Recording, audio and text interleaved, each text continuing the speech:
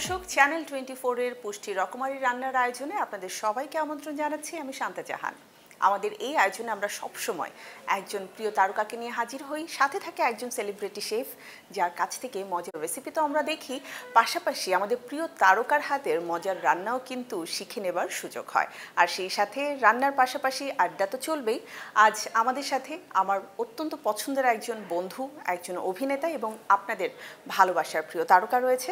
তার নাম, আমরা যদি এক কথায় বলি যে খুবই ন্যাচারাল অ্যাক্টিং করেন, হি ইজ নান আদার দেন সাব্বির, এবং একই সাথে আমাদের আজকের সেলিব্রিটি শেফ মামুন চৌধুরী। অনেক অনেক শুভেচ্ছা দুজনকে, ওয়েলকাম। Same to you. কেমন আছেন মামুন ভাই? আলহামদুলিল্লাহ। মামুন ভাইয়ের কাছ থেকে তো আমরা খুব মজার একটা রেসিপি আজ দেখব, এবং ওই রেসিপিটা কিন্তু স্পেশালি সাব্বিরের জন্য হবে। তবে আজকের একটা মজার ব্যাপার আমি দেখলাম যে আমি বলেছি যে সাব্বির আমার বন্ধু, বাট আমি জানি সাব্বির মামুন ভাইয়েরও বন্ধু। সাব্বির হচ্ছে আমার ক্লাসমেট। ও রিয়েলি? মানে একে তো ক্লাসমেট, আর একটা হচ্ছে পথ চলতে গেলে একটা বন্ধুত্ব, মানে আজকে সব বন্ধুই পেয়ে গেলাম একসাথে। একদম, মানে আমরা যখন একই সাথে মানে ক্যারিয়ারের শুরুটা হয় তখন দেখা যায় আশেপাশে খুব কাছের কিছু মানুষ হয়, সেই মানুষগুলোর সাথে বছরের পর বছর যখন একসাথে পথ চলা হয় সেই বন্ধুত্বটা একরকম, বাট স্কুল লাইফ বা কলেজ লাইফের যে বন্ধুত্ব, এই ফিলটা অন্যরকমের, এটা আসলে ভাষায় প্রকাশ করার মতো না। তো সেই ফিলটা দিয়ে যখন আজকে মামুন ভাই রান্না করবে, সেই রান্নাটাও নিশ্চয়ই অন্যরকম টেস্ট হবে। অবশ্যই আমি চেষ্টা করব সাব্বিরের জন্য নতুন কিছু করতে, কারণ সাব্বিরের সাথে আমার অনেক আড্ডা হয়, অনেক কথা হয়, কিন্তু সবসময় বলে যে আমি ওর জন্য কোনো রান্না কেন করি না। তো এই প্রথম মনে সাব্বির আমার সেটে আসছে, সাব্বিরের জন্য একটা স্পেশাল থাকবে। So I think you should thank me. Okay, so আমাদের রেসিপি কি থাকছে? আজকে হচ্ছে গিয়ে সাব্বিরের জন্য থাকবে coconut prawn curry. Coconut prawn curry, মানে এটা আমাদের বাংলাদেশের প্রেক্ষাপটে কিন্তু বাংলাদেশে প্রসিদ্ধ কিছু একটা স্পাইসি থাকবে, আর এটা কুকিং মেথডটা একটু চেঞ্জ করে একটু ফ্লেভারটা চেঞ্জ করা হবে আর কি। আচ্ছা, মানে আমরা কি কন্টিনেন্টাল যে ফ্লেভারটা আছে সেটাকে আমাদের দেশীয় স্টাইলে নিয়ে আসব। ওকে, সো আমরা রান্না শুরু করি, আর পাশাপাশি আপনাদের দুজনকে নিয়ে আমি আড্ডাও দিব, যেহেতু দুই বন্ধুকে একসাথে পেয়ে গেছি। চলুন রান্না শুরু করি। আচ্ছা সাব্বির, মামুন ভাই তো তোমার ফ্রেন্ড, এই মানুষটার সাথে একই সাথে পড়াশোনা করলে, তার প্রফেশন হয়ে গেল হচ্ছে আর্ট, কিন্তু সেটা রান্না বান্না কেন্দ্রিক, আর তুমি চলে আসলে অ্যাক্টিং এ, মানে হাউ ইজ ইট পসিবল? দুটোই তো আর্ট, দুটোই আর্ট। আর্টের প্লেসমেন্ট বা স্থানটা আলাদা। ও যেইখানটাতে কাজ করছে সেখানতে আর্টের একটা সৃজনশীলতার একটা জায়গা আছে, আর আমি যে জায়গাটা আছি সেটাও আলাদা সৃজনশীলতা। মানে এখন এই একই জায়গায় কিন্তু তোমার একটা সৃজনশীলতা আছে। এখন আমি তো বেসিক্যালি একজন অভিনেতা। অভিনেতা শুধু মঞ্চ অভিনয় করেছি, পথনাটক বলো, রেডিও স্টেশনে বলো, ভয়েস ওভারে সেটাও করেছি, চলচ্চিত্র করেছি, বড় পর্দা, মানে সব মাধ্যমে করছি। আমি কিন্তু এই জন্য মানে ছোট পর্দা বড় পর্দা আলাদা করে বলার পক্ষপাতিত্বই মানে করিনি। না, এটা সাব্বির একজন অভিনেতা, আমি এগ্রি করি, এটাই ঠিক, অ্যাজ এ আর্টিস্ট। তো সেই জায়গা থেকে আর ওর হচ্ছিল কি, মানে ওর এই আমার অনেকদিন একটা ইচ্ছে ছিল যে এরকম লাইভ রান্না যদি একসাথে থাকতাম, টেস্ট অন্যরকম হতো। টেস্টের থেকে ব্যাপারটা বন্ধুত্বটা, কেমিস্ট্রি সব কিছু মিলে। তো থ্যাঙ্কস যারা আয়োজন করেছেন, তাদেরকে ধন্যবাদ জানাই। আচ্ছা মামুন ভাই, যখন স্টুডেন্ট লাইফে আপনারা একসাথে ক্লাস করতেন বা আড্ডা দিতেন, তখন কি যে রান্না বান্না নিয়ে কথা হতো? না না না, তখন আসলে এই ধরনের কোনো কিছুই ছিল না। তখন কি তো রান্নার ছিল যে আমি রাঁধুনি হব? না না না, এটা তো শেফ হওয়ার কোনো ইচ্ছা ছিল না, বাট মানে পরে চলে আসছি। স্টুডেন্ট লাইফে কখনো খিচুড়ি রান্না করে খাওয়ায়নি? হ্যাঁ হ্যাঁ, ওইটা আমাদের যখন আড্ডা দিতাম তখন একসাথে। না, ওইটা হয় কি, ওটা তো প্ল্যান থাকে না, মানে প্ল্যান বলতে যে খেতে হবে এরকম না, হঠাৎ করে যেটা হয়, যেমন ইয়ারলি আমাদের হয় না 16 ডিসেম্বরের বন্ধের দিন কি করা হবে, বা 31 বেসিক্যালি এই নির্দিষ্ট করে 2-3টা দিন যেটা হয় যে আয়োজনটা হয়, যে ফ্রেন্ড একটু ভালো রান্না করতে পারে সবাই অ্যাকচুয়ালি তাকে হেল্প করে, সে রান্নাটা করছে, অ্যান্ড ওই রান্নাটার মজাই আলাদা, তাই না? ইভেন একটু পুড়ে গেলেও ওই রান্নাটার টেস্ট ভালো হয়। এখন হচ্ছে কি, আমি হয়তো তখন ওই টাকাটা হাতে ছিল না, এখন হয়তো ওর থেকে অনেক বেশি টাকা আছে, কিন্তু ওই স্বাদ ওইটা তো পাবো না ওই সময়। আমরা একটু রান্নাটাও কিন্তু শিখবো। মামুন ভাই হচ্ছে প্রথমে দেখলাম, হ্যাঁ প্রথমে আমরা পুষ্টির যে তেল এটা দিলাম 2 টেবিল স্পুন, এরপরে হচ্ছে ধনে, আস্তা ধনে যেটা আছে সিডটা, আর হচ্ছে গিয়ে সরিষা দানা এটা দিলাম, তারপরে রসুন কুচি অল্প, এটা 1 চা চামচের মতো রসুন কুচি, এরপরে হচ্ছে হাফ কাপের মতো পেঁয়াজ কুচি। সো আপনি মানে আস্ত সিডসটা ইউজ করেছেন, এটার একটা অ্যারোমা এটা হচ্ছে এক্সট্রা ফ্লেভারের জন্য, একটু সিজনিং। আমি কিন্তু ফার্স্ট টাইম মানে এই যেটাকে কোকোনাট কারি বলে তার মধ্যে ধনে গুঁড়ো দিতে দেখেছি, কিন্তু আস্ত আমি ফার্স্ট টাইম। সরিষা কোকোনাটটা হচ্ছে একটু ট্রপিক্যাল ফ্রুটের একটা জুস, তো সেই ক্ষেত্রে সরিষার একটু যে একটা ঝাঁঝালো ফ্লেভার আছে, এটার সাথে কম্বিনেশনটা খুব সুন্দর হবে, ভালো হবে।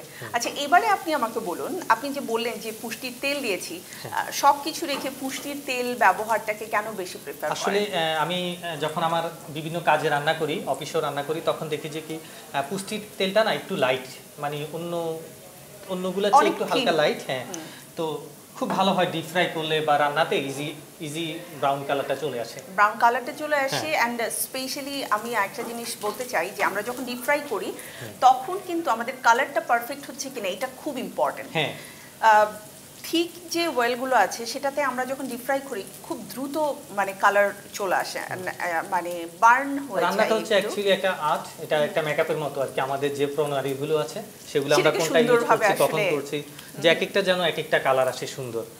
আর পুষ্টিতে তো আছে, আমরা সবাই জানি ভিটামিন এ, তারপরে গিয়ে যা ত্বকের জন্য খুব ভালো। মানে আমাদের ফর্টিফাইড সয়াবিন তেল পাশাপাশি আমাদের ত্বককে কিন্তু অনেক সতেজ রাখে, হাড়ের এবং মানে বিভিন্ন যে জয়েন্টের পেইন আছে সেই পেইনগুলোকে কিন্তু রিমুভ। আর এখন এখানে আধা কাপের মতো টমেটো কুচি দিয়ে দিলাম, দিয়ে জাস্ট একটু সতে করে নিব টমেটোটা একটু সফট হওয়ার জন্য। অ্যান্ড আমরা তেলের ব্যবহারটা কিন্তু খুবই সামান্য করেছি। তো যারা হেলথ কনসিয়াস আছে, যে খুব বেশি পরিমাণে মানে অয়েলটাকে খেতে চান না, তারা কিন্তু খুব ইজিলি এই খাবারটা খেতে পারবে, তাই না? হ্যাঁ, এখন এখানে দিয়ে দিলাম হচ্ছে গিয়ে গরম মশলা, যেটা টোস্ট করা আর কি, ভাজা যেটা, আর ধনে গুঁড়ো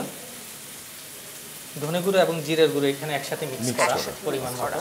আর গরম মশলা আমরা দিচ্ছি হচ্ছে দারুচিনি, এলাচ, লং কি দিচ্ছি?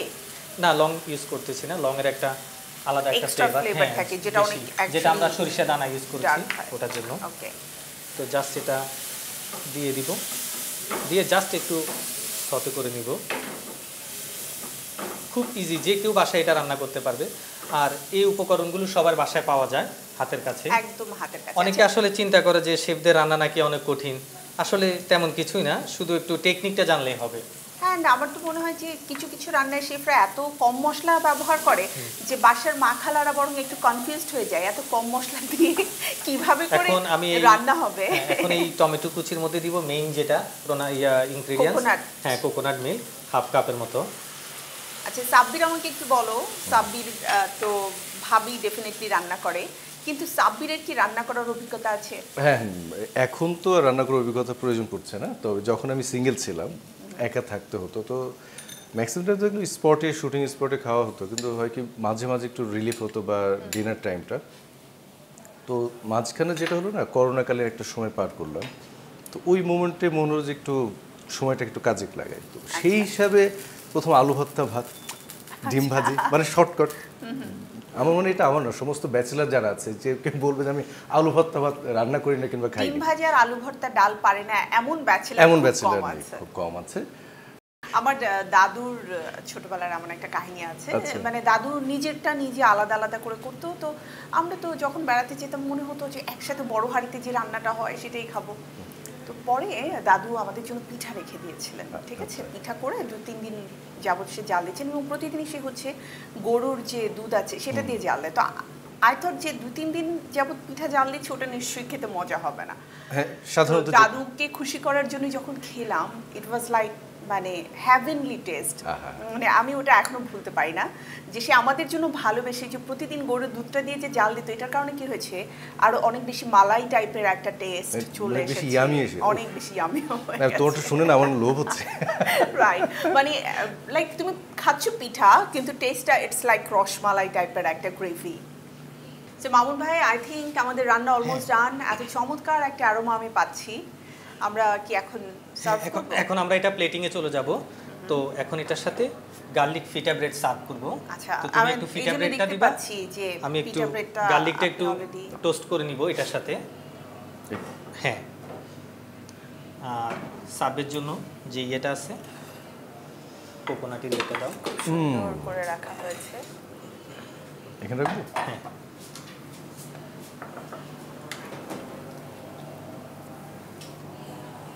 এটা এখন আমরা পরিবেশন করব সুন্দর করে। আচ্ছা দোস্ত, আমাকে একটু বল না, মানে এই খাবারটা বেসিক্যালি কোন দেশ এটা থাকে হচ্ছে না একটা? হ্যাঁ, এটা বেসিক্যালি হচ্ছে ইন্দোনেশিয়ান একটা ফেমাস ফুড। ইন্দোনেশিয়া। হ্যাঁ, আর তারপরও থাইল্যান্ড বিভিন্ন দেশে এখন ফিউশন করে তৈরি করা হয়।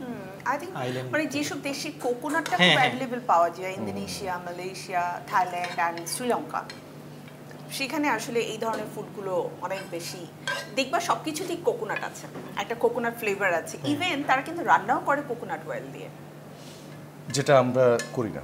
হ্যাঁ, বাট এটা কিন্তু খুবই ভালো, জানো না, স্কিনের জন্য স্পেশালি। তুমি দেখবে মঙ্গোলিয়ান, তারা কিন্তু কোকোনাট অয়েল ইউজ করে বেশি, সো তাদের স্কিন, তাদের চুল কিন্তু একটু ডিফারেন্ট। তাহলে আমরা যদি এখন কোকোনাট খাওয়া শুরু করি আই আমাদের থিঙ্ক মঙ্গল। তোমার চুল সেটি হয়ে যাবে। এখন এখানে একটু ধনেপাতা দিয়ে দিব।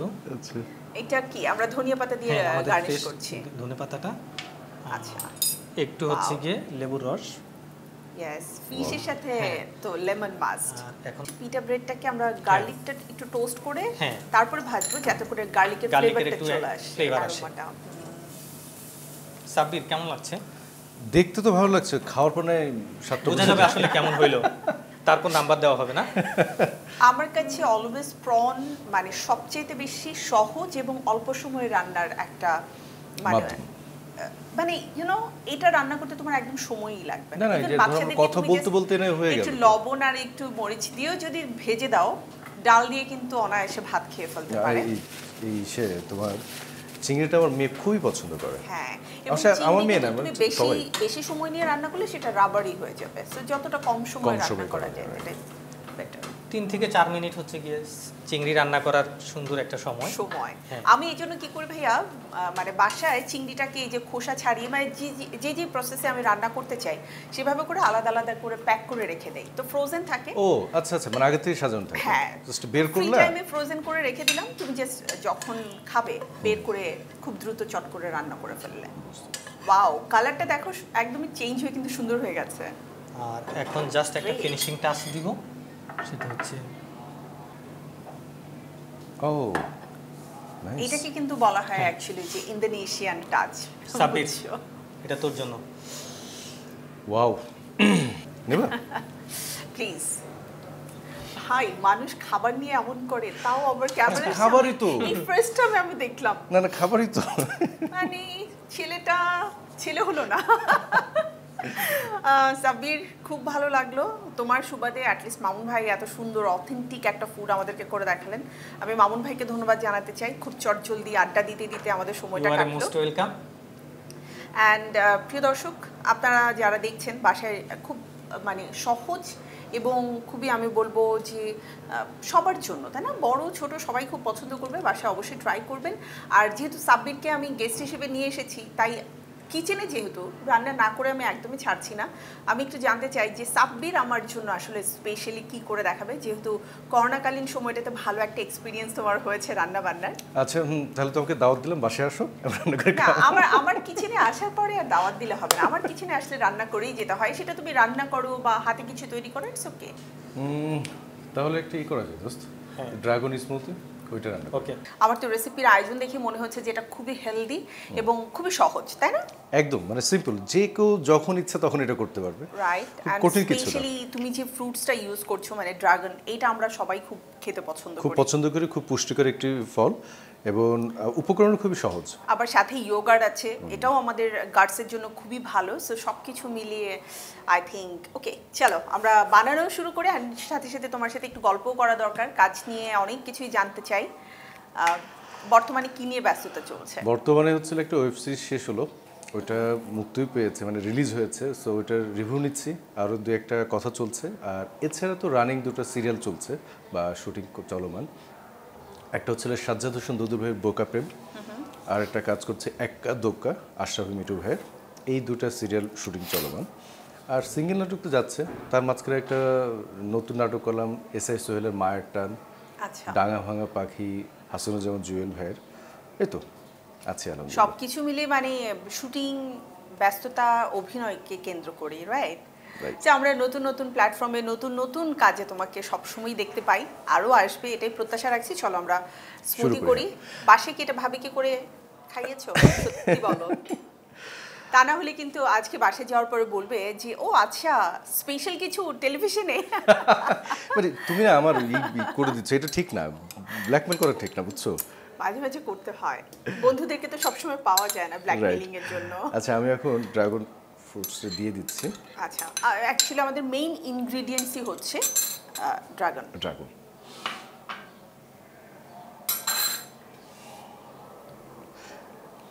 এখানে আমরা ইয়োগার্ট ইউজ করছি, যেহেতু একজনের পরিমাণ হবে তো সেই অনুযায়ী আমরা ব্যবহার করছি। আর আপনারা যখন বেশি করে করবেন মানে দুজনের জন্য হলে পরিমাণটা ডাবল হয়ে যাবে। মানে তুমি 2 জন না 5 জন তার উপরে ডিপেন্ড করবে। আই থিঙ্ক পুরোটাই লাগবে। বাট এটার কালারটা যে কি সুন্দর হবে, I am just thinking about it, যে এটা কালারটা দেখলেই ইচ্ছে করবে খেতে। আচ্ছা আমি একটু আইস নিতে পারি এখন, এটা যে যতটুকু প্রয়োজন পুরোটাই দিয়ে দাও, বিকজ স্মুদি যত চিল্ড হয় তত বেশি ভালো লাগে খেতে। এখন মিষ্টির জন্য কেউ সুগার দিতে পারে, কেউ হানি দিতে পারে, যার যেটা প্রয়োজন বা যে যেটা পছন্দ করে। আরো আরো আমি একটু কমই খাই। ওকে না ঠিক আছে। একটু লেবু রস, মানে যাতে করে হচ্ছে এখানে সাওয়ারও আছে, তারপরে সুইটও আছে, কিন্তু লেবু রস যেটা করে ফ্লেভারটাকে এনহ্যান্স করবে অনেকখানি।